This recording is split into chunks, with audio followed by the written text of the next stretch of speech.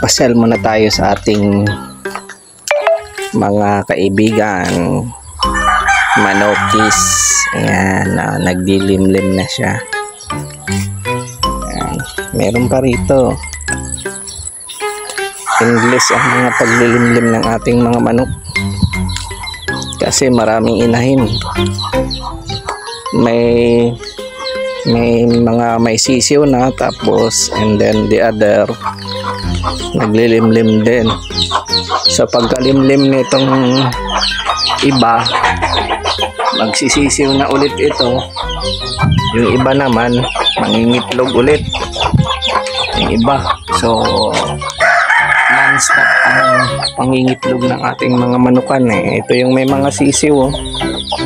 So ilan sila na mga sisiw? 1, 2, asan pa? 2, dito pa 3, andun pa 4. Ayan o. So aside from that, we have also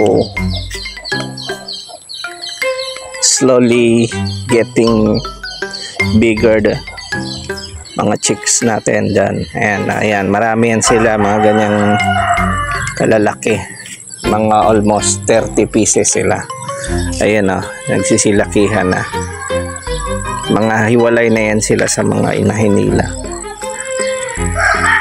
Once na humiwalay na yung inahin sa mga young chick natin, nag-uumpisa na ulit silang magpapakasta sa mga tandang.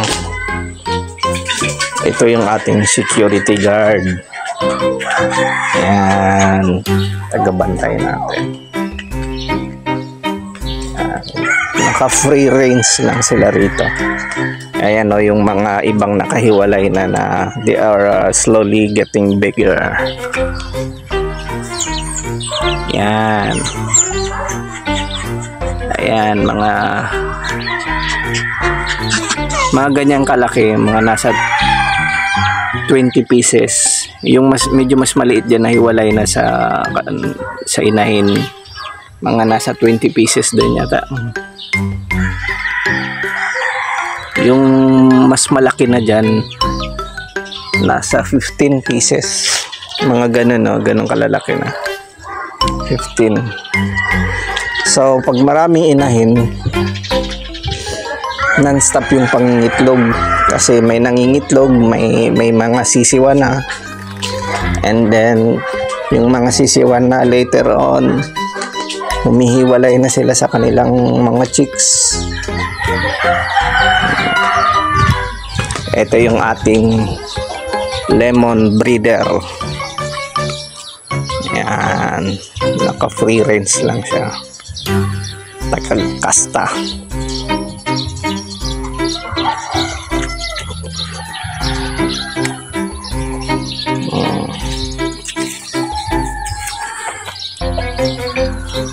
Lemon breeder natin.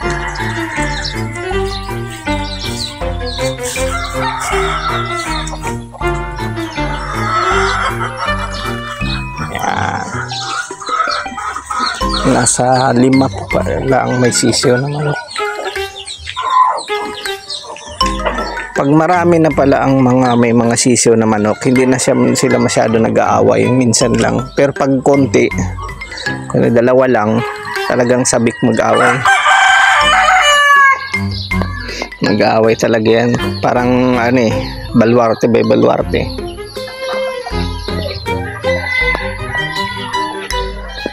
So, ito yung ating stock tubig. Ayan, nakalagay na sa 1.5 para hindi na po mag-iigib. Para pa isa-isa lang yung lagay ng tubigan natin. Bukod dyan, meron tayong nasa mga pens. Naka-ready na just in case na may bibili. Meron na siyang nakalagay sa cage natin.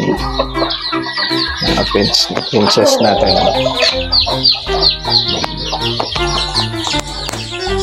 So, ganun lang.